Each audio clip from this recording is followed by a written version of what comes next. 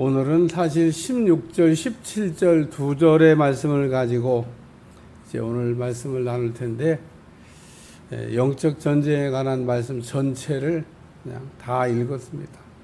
왜냐하면 그 전체적인 내용도 우리가 알고 또 부분적인 내용도 알아야 되기 때문에 오늘은 사실 16절, 17절에 나오는 전신갑주 3개, 믿음의 방패, 구원의 투구, 성령의 검, 이 3가지를 이렇게 다룰 건데, 전체적으로 이렇게 그 흘러가는 말씀 중에 핵심 내용은 전신갑주를 입으라, 전신갑주를 취하라, 이런 말씀이고, 또 전신갑주를 취하라는 말씀과 동시에 악한 날에 너희가 능히 대적하고 모든 일을 행한 후에 서기 위함이라. 그래서 13절에 보면 하나님의 전신갑주를 얻기를 힘쓰라고 하는 말씀. 그냥 가만히 있어도 전신갑주가 입혀지는 게 아니라고 하는 것. 그래서 주의 종들이 그 영적 전쟁을 하거나 혹은 또 어떤 일을 행할 때 전신갑주를 입고 싸우는 사람도 있고 전신갑주를 그냥 안 입고 싸우는 사람도 있습니다. 우리가 이 전신갑주라고 하는 거가 그냥 다시 얘기하지만 가만히 있어도 그냥 입혀지는 옷이 아니에요. 군인들이 항상 입는 옷도 아니고 전쟁할 때 입는 옷인데, 특별히 장수들이 입었던 옷, 쫄병들까지 입는 옷이 아닙니다. 장수들이 왜 이렇게 그러면 머리에는 투구를, 가슴에는 흉배를, 또 허리에는 허리띠를, 그리고 믿음의 방패를, 손에는 칼을 등등 이런 것들로 왜 무장하냐? 무장한 장수들은 쉽게 이길 수가 없습니다. 자기 자신을 보호하기도 할 뿐 아니라 싸움을 할 때 잘 싸우게 하려고 이렇게 무장을 하는 겁니다.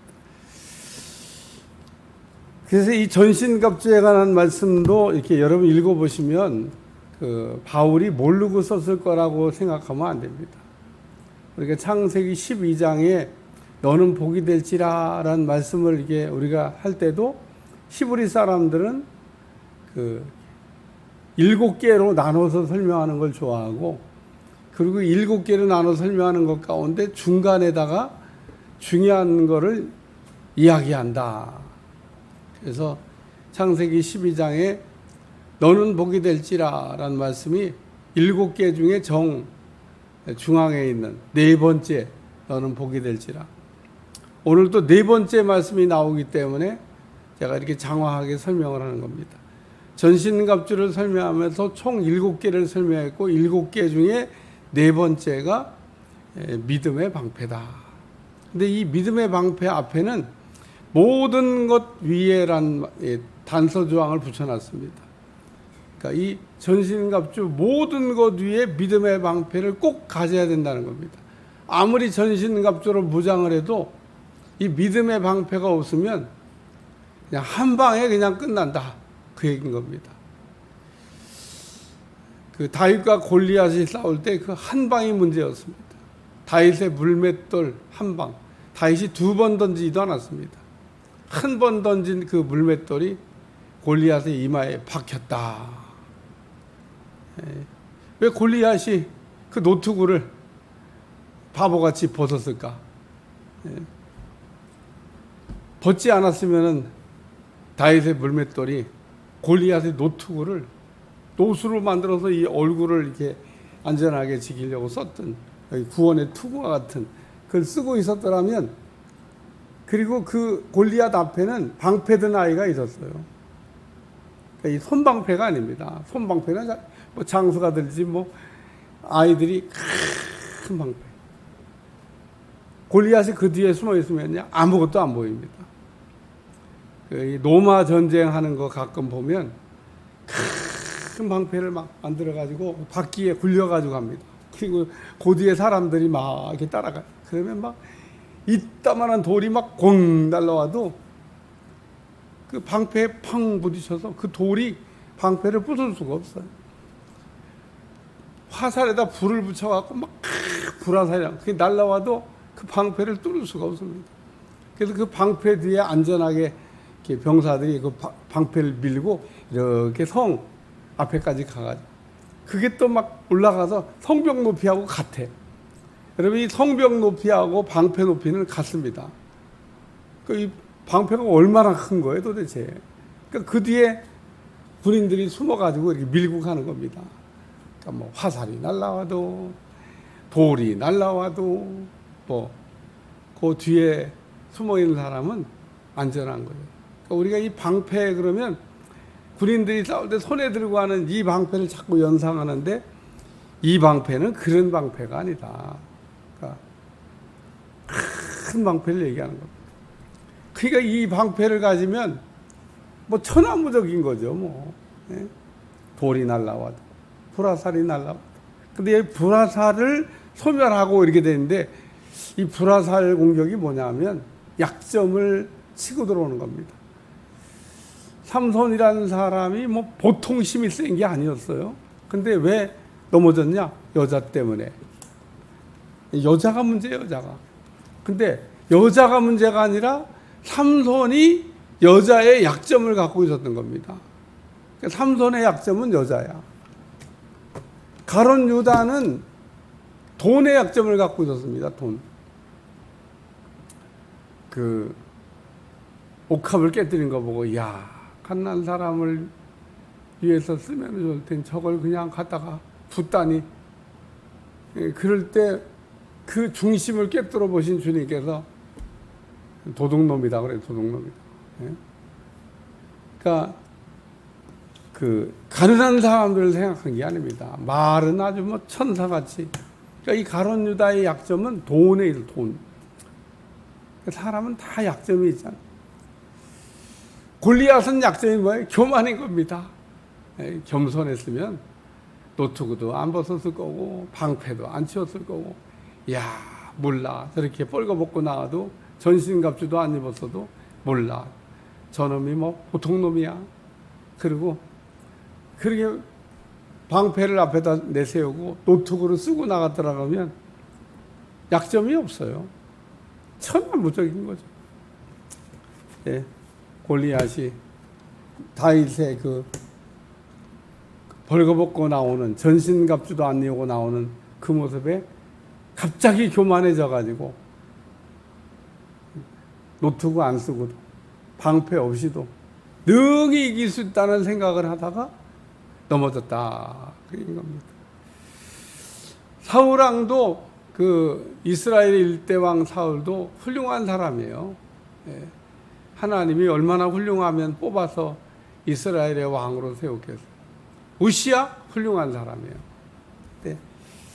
우시야도 교만하다가 넘어졌고 사울은 시기심 때문에 넘어졌고 그러니까 다 어떤 사람은 이성, 어떤 사람은 돈, 어떤 사람은 교만, 어떤 사람은 시기. 그러니까 우리는 마귀가 뭐로 나를 공격해 올지 몰라. 그래서 적을 알고 나를 알면 우리가 적만 알아가지고 영적 전쟁에 이기는 게 아닙니다. 적도 알고 나도 알아야 돼요. 나에 대해서는 뭘 알아야 되냐? 너는 어디가 약하냐? 너 약점이 어디냐? 언젠가 마귀는 이렇게 째려보고 있다가 반드시 내가 넘어질 때는 그 약점 때문에 넘어진 겁니다. 넘어진 사람들 다 보세요. 잘 하다가 여러분 무시아가 훌륭한 왕입니다. 예, 훌륭하지 않다고 얘기할 수가 없어요. 우시아는 진짜 훌륭한 왕입니다. 아 근데 왜 그 제사장이 하는 일을 자기가 그걸 한번 해보려고 예? 왕의 권세를 이렇게 쓰다 보니까 제사장이 그냥 하는 일이 아무것도 아닌 것 같이 생각되는 모양이죠. 그래서 월권하다가 나병에 걸려가지고 죽었다. 그래서 오늘 모든 것 위에 믿음의 방패를 가지고 다 우리가 무장에서도 이 방패가 없으면 한 방에 간다. 믿음의 방패를 가지고 우리가 그래서 믿음 떨어지면 안 된다는 겁니다. 우리가 어떻게 하다 보면 믿음이 떨어져요. 어제는 믿음이 좋았는데 오늘도 좋은지를 점검해야 됩니다. 믿음은 수시로 그냥 아침 저녁으로 변하는 게 믿음이기 때문에 오늘 우리의 믿음의 레벨을 늘 이렇게 유지하고 산다는 게 얼마나 중요한지 모릅니다. 우리가 하는 순간에 믿음이. 그 다음에 다섯 번째는 이제 중요한 얘기 했으니까 다섯 번째는 구원의 투구입니다. 머리에다 쓰는 그 투구를 얘기하는데 이거는 다섯 번째 나왔어요. 다섯 번째. 그러니까 진리의 허리띠, 의의 호신경, 평안의 신발, 믿음의 방패, 그 다음에 구원의 투구입니다. 우리가 생각할 때는 구원의 투구가 한 네 번째 중요한 거, 아니면 첫 번째, 순서적으로 볼 때도 머리에다 썼으니까, 우리가 구원의 투구, 이렇게 위에서부터 쭉 내려오는. 오늘 여기 나열한 것도 아무 생각 없이 앞뒤로 배열해 놓은 게 아니고, 다 중요하고 의미가 없이 배열을 했다. 그래서 구원의 투구는 써야 됩니다. 우리는 그 구원의 확신을 가져야 돼. 한때 구원받았습니까? 그거 가지고 많은 사람들을 지옥으로 보낸 이단이 있는데 요즘도 쓸 거예요 아마. 사람들은 네파토리가 구원받았습니까? 그래가지고 구원의 확신이 없는 사람들을 그냥 엄청 쓰러뜨렸는데 오늘도 우리가 무엇보다도 구원의 확신을 가지고 우리가 믿음 생활을 이렇게 해야 되겠다 그런 겁니다. 그 다음에 여섯 번째는 성령의 거입니다. 다른 것들은 전부 다 방어용인데 요 검은 공격용입니다. 그러니까 이게 지금 진리의 허리띠, 의의 호신경, 평안의 신발, 믿음의 방패 전부 다 방어용인데 이거는 방어용, 구원의 투구. 이건 방어용이 아닙니다. 이거는 공격용입니다. 그래서 하나님의 말씀, 이게 성령의 검이다. 히브리 기자는 말하기를 하나님의 말씀은 칼과 같아서 양날의 검이다. 그 칼은 보면 양날의 검이 있고 한쪽 검이 있습니다. 우리나라 칼은 양날이 아니야. 한날입니다. 그래서 한쪽 면만 날이 들고 한쪽 면은 날이 없습니다. 로마 사람들이 쓰던 칼은 양날검입니다. 양쪽을 다 갈아놨어요. 그래서 그 칼을 가질 때 하나님의 말씀으로, 마귀가 예수님 시험할 때 말씀으로 이렇게 시험을 했죠. 오늘도 우리가 하나님의 아주 찌르는 듯한, 쪼개는 듯한, 우리 심령을 수술할 때 필요한 게 말씀입니다. 오늘 우리의 아주 이 견고한 진과 같은, 단단한 길가박과 같은 우리의 심령을 그냥 부술 수 있는 거 말씀입니다. 그래서 오늘 하나님의 말씀이 마귀도 이기고 우리 심령도 변화시키고 성령의 검으로 무장을 해야 되겠다. 오늘 6개의 어쨌든 전신갑주에 관한 말씀을 이렇게 나눴는데, 전신갑주를 취하라. 전신갑주로 잘 무장하고 승리하는 여러분들이 되시기를 축원합니다. 기도하겠습니다. 하나님, 오늘도 영적 전쟁을 할 때 꼭 필요한 믿음의 방패, 오늘 우리가 방패로 잘 우리 자신을 보호하고 마귀의 불화살 공격에서 우리의 약점이 노출되지 않도록 막아주시고 가려주시고 또 넘어지지 않도록 지켜주옵소서. 예수님의 이름으로 기도합나이다. 아멘.